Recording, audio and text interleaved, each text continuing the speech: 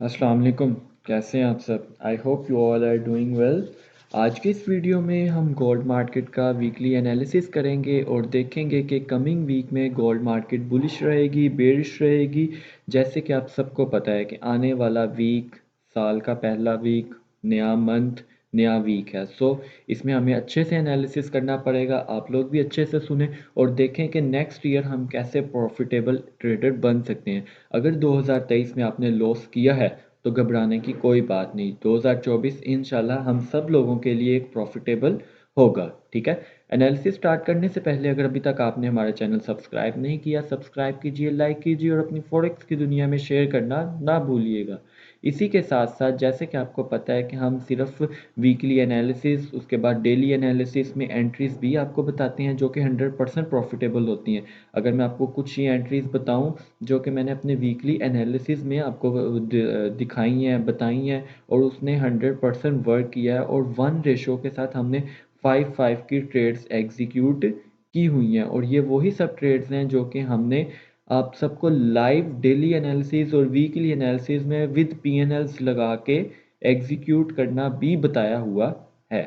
ठीक है। और इसी के साथ साथ हम इंशाल्लाह नेक्स्ट ईयर बहुत कुछ नया आप लोगों के लिए ला रहे हैं। अगर आप लोग वो सारा कुछ सीखना चाहते हैं, करना चाहते हैं, हमारे साथ लाइव ट्रेडिंग करना चाहते हैं तो आप सबसे पहले हमारे चैनल को सब्सक्राइब कीजिए और लाइक कीजिए।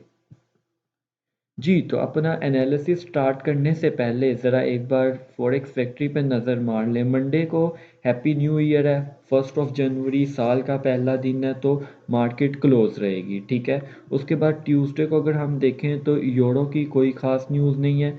वेडनेसडे को हम देखें तो यूएसडी की हाई इम्पैक्ट न्यूज़ है। ठीक है। और थर्सडे हमारे लिए बहुत इम्पोर्टेंट दिन है। ठीक है। उसके अंदर भी अच्छी अच्छी न्यूज़ हैं। और अगर हम इसी के साथ साथ बात करें फ्राइडे की तो फ्राइडे तो हमारे लिए फेवरेट डे होना चाहिए। मूवमेंट डे है। ठीक है। जिसमें non farm employment change, average hourly earning, unemployment rate, unemployment change, each and everything data में फ्राइडे को एक्सपेक्टेड। तो ये एक अच्छा खासा मूवमेंट वाला दिन हम एक्सपेक्ट कर सकते हैं। जी, तो अगर हम बात करें कि इस वीक मार्केट कैसे मूव करेगी तो मैं ज़रा वीकली से स्टार्ट और ईयरली से स्टार्ट करूँगा क्योंकि मार्केट ने ईयर की कैंडल क्लोज की है। ठीक है। तो एक बार हम उस पर भी नज़र दें तो मार्केट ने एक साल की कैंडल जो कि 12 मंथ में एक कैंडल बनी है उसके कैसे उसने क्लोज किया। जी, तो मार्केट ने एक बुलिश कैंडल क्लोज की है। ठीक है। अगर आप देखें ये बुलिश कैंडल और ये बुलिश कैंडल ऑलमोस्ट सेम है और उसके बाद एक्सपेक्टेशन देखें और इसके बाद देखें एग्जैक्टली मैं इसके बाद भी मार्केट को एक हाई बुलिश कैंडल एक्सपेक्ट कर रहा हूँ। उसकी रीज़न ये है कि देखें 1 2 3 3 साल से मार्केट एक ही रेंज में मूव कर रही है। ठीक है। सो मार्केट ने रेंज ब्रेक अप साइड पे ऑलमोस्ट कर दी हुई है। अगर मार्केट डाउन भी आती है तो किस लेवल तक डाउन आ सकती है? मैक्सिमम ये थर्ड लास्ट कैंडल की वीक तक डाउन आ सकती है। ठीक है। इस वीक को टच करके मार्केट मैक्सिमम ऊपर जाएगी और कमिंग ईयर में वो अब यहाँ से ऊपर की डायरेक्शन को ही कंटिन्यू करना पसंद करेगी। ठीक है। ये था थोड़ा हमारा ईयरली एनालिसिस। अब चलते हैं मंथली में, देखते हैं मंथली में क्या सिचुएशन है। जी, तो मंथली में मैं ऑलमोस्ट अपनी हर वीडियो में बोलता था कि ये लिक्विडिटी पड़ी हुई है, मार्केट ने उसको हंट करना है। और एग्जैक्टली मार्केट ने वैसे किया, उस लिक्विडिटी को टॉप से हंट किया। हंट करने के बाद मार्केट डाउन आई कहाँ तक? 1976 तक डाउन आई। लेकिन अगर मार्केट क्लोजिंग बिलो 2000 देती तो मैं कहता मार्केट का ट्रेंड डाउन का है। ठीक है। लेकिन मार्केट ने लिक्विडिटी भी हंट कर ली और क्लोजिंग भी ऊपर दे दी। तो मैं यही एक्सपेक्ट कर रहा हूँ कि मार्केट अब मज़ीद बुलिश जाएगी। और बुलिश किस लेवल से जा सकती है? बुलिश मार्केट इस लेवल से जा सकती है। ठीक है। मार्केट सबसे पहले थोड़ी रिट्रेसमेंट लेगी, 2010 तक आएगी, उसको टच करके अगेन अपनी हाई की जर्नी को स्टार्ट कर देगी। ठीक है। अगर इसी के साथ साथ अब मैं बात करूं अपनी वीकली की तो वीकली में भी सेम सिचुएशन थी। आप लोगों को बताया था लिक्विडिटी हंट हुई, उसके बाद मार्केट हमने कहा था डाउन जाएगी। कहाँ तक डाउन जाएगी? यहाँ से जब मार्केट ने क्लोजिंग दी थी मैंने बोला था मार्केट इस लेवल तक आएगी।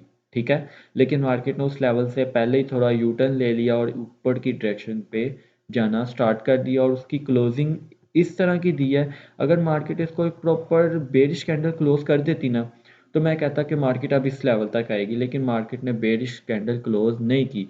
सो मैं यही एक्सपेक्ट कर रहा हूँ कि कमिंग वीक भी मार्केट एक बुलिश कैंडल क्लोज करेगी, जो कि अराउंड 2100 के पास पास जाके उसको टच करेगी। ठीक है, अगर मैं नेक्स्ट कैंडल की प्रिडिक्शन लूँ तो वो इस जोन में बनेगी। ये इस जोन में मार्केट का होगा, और एक वीक नीचे होगी एक ऊपर होगी, और मार्केट इस जोन में अपनी किसी तरह क्लोजिंग एडजस्ट करेगी। ठीक है, ये था वीकली। अब हम बात करते हैं डेली की। डेली की ज़रा हम डिटेल से करेंगे, डेली की 4 आवर और H1 की हम ज़रा डिटेल से बात करेंगे, क्योंकि ये हमारे ज़रा टाइम फ्रेम अच्छे हैं। ठीक है, ट्रेडेबल टाइम फ्रेम है। जी, तो मार्केट को हमने देखा है, मार्केट का चेंज ऑफ करैक्टर हुआ, break of structure, change of character, break of structure के बाद मार्केट ने क्या किया, अपनी डिमांड के एरिया से पकड़ी, अपने डिमांड पे आई, और अगेन उसने अपना बुलिश को कंसिडर कर दिया। एक पॉइंट ऑफ व्यू से हमारे लिए ये एक लेवल का ब्रेक ऑफ स्ट्रक्चर हो चुका है। मैं इसको ब्रेक ऑफ स्ट्रक्चर कंसिडर करूँगा, लेकिन कुछ लोग इस वीक का कहेंगे, लेकिन मेरे रूल्स में है कि मैं बुलिश में, ये देखें, मेरे लिए ये ब्रेक ऑफ स्ट्रक्चर हो गया। ठीक है, मेरे रूल्स के अकॉर्डिंग ये ब्रेक ऑफ स्ट्रक्चर हो गया। सो मार्केट अगर अब डाउन भी आती है तो मैं क्या करूँगा, अब नेक्स्ट हमारा स्टेप क्या होता है, फेब। ठीक है, मैं इधर लगाऊंगा फेब। फिबोनाची जब मैं लगाऊंगा और मैं मार्क करूंगा एरिया, तो मुझे ये 0.5 का एरिया एक अच्छा कंसिडर लग रहा है। ठीक है, मैं इसके यहाँ से एक बाय की प्लान करूंगा 2041 से, मैं इसकी इस एरिया से एक अच्छी बाय एक्सपेक्ट कर रहा हूँ। ठीक है, ये मैं यहाँ पे लगा रहने देता हूँ, और इसको मैं इसी टाइम फ्रेम में एडजस्ट करूँगा, ताकि आने वाले टाइम में आपको भी ये मैं दिखा सकूँ। अगर मैं डेली पे आपको एंट्री एग्जीक्यूशन बताऊँ तो वो ये होगी। ठीक है, इससे नीचे इसका स्टॉप लॉस होगा, और जो इसका टीपी फर्स्ट टीपी होगा इस वीक के इक्विवेलेंट होगा। ऑलमोस्ट 1:3 की ये ट्रेड मैं आपको बता रहा हूँ डेली टाइम फ्रेम में। ठीक है, ये ऑर्डर ब्लॉक भी है, हमारा डिमांड एरिया भी है। ठीक है, ये मैं आपको डेली में एक एंट्री बता रहा हूँ। ठीक है, ये पीएनएल मैंने इधर ही लगा हुआ छोड़ दिया। इंशाल्लाह ये जब मेरा टारगेट कंप्लीट हो जाएगा मैं आपको इसका रिजल्ट ज़रूर दिखाऊंगा।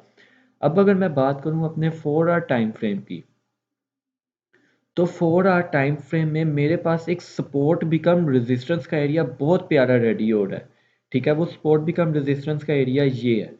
ठीक है, अगर आपको मार्केट इस लेवल पर मिले, ठीक है, H4 टाइम फ्रेम में हम ये बात कर रहे हैं, तो यहाँ से आपको एक बहुत प्यारी बाय देखने को मिल सकती है। ठीक है, जिसकी मैं एसएल रखूँगा इस वीक से थोड़ा सा नीचे, ये अराउंड 100 पिप का एसएल है, लेकिन जो इसका फर्स्ट टीपी है ना, वो 400 पिप्स है। ठीक है, और मैं आपको ये बात लिख के दे सकता हूँ,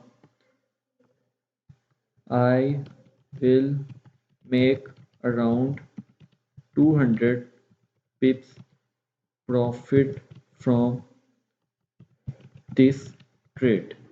ठीक है, मैं इस ट्रेड से अराउंड 200 पिप्स प्रॉफिट एक्सपेक्ट कर रहा हूँ।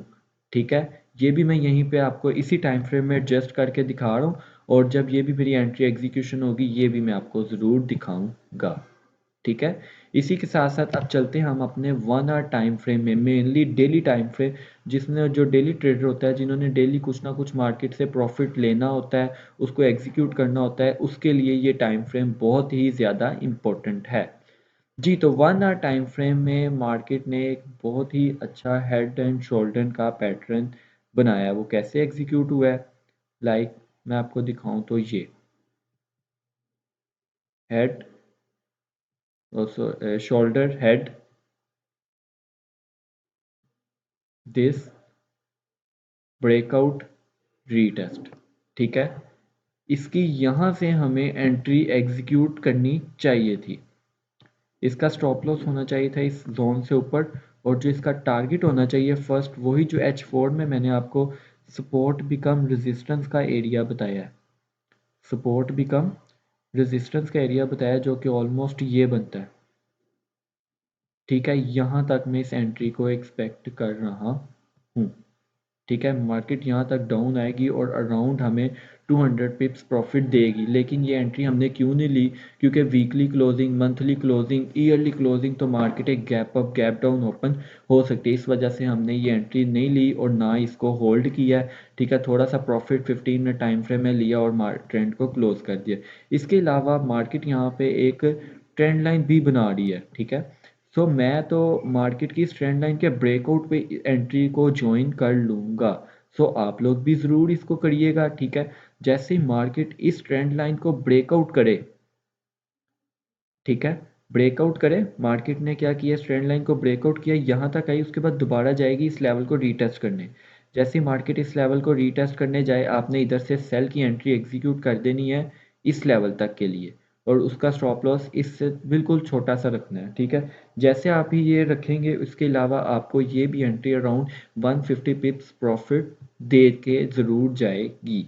ठीक है, और H4 के अकॉर्डिंग आप लोगों का ये एक अच्छा बाइंग जोन है, यहाँ से आप सब लोगों ने बाय ज़रूर करनी है, क्योंकि ये बहुत बहुत ही अच्छा लेवल है H4 का। ठीक है, अगर मैं आपको दिखाऊं भी H4 में जाके, तो ये जो मैंने आपको थोड़ी देर पहले बताया है, ये बहुत अच्छा बाइंग जोन है। इस एंट्री को मिस ना कीजिएगा।